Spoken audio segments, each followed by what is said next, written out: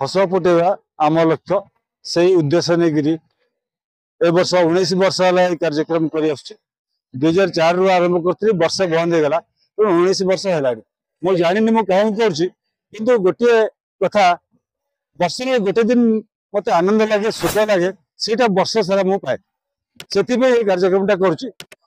तेणु आप देखते प्राय 3000 पाखापाखि पिला आसुँच आसुँच से पिला भितर जो उत्साह रही उन्मोदना रही भितर जो कला रही जो कृति रही कमी पदा को आसो से पिला केमती खुशी हे से सशक्त हे साधारण लोकों सहित से मिसी चलिए से कार्यक्रम कराऊँच मुहर केवल हस फुटाइबा ये कार्यक्रम आम कर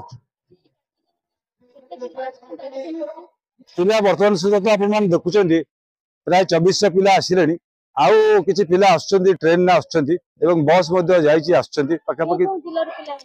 30टा जिले पिला आसुँच कोई 5 कोई 10 कोई 20 कोई 30 एमती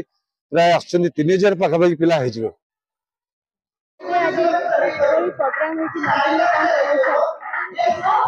हम रथपथर भाई मो अशेष धन्यवाद देवी हेमंत बाबू को सुब्रत बाबू मुझे प्रोग्राम अटेंड करनी प्रथम थर मु देखिली एम भितर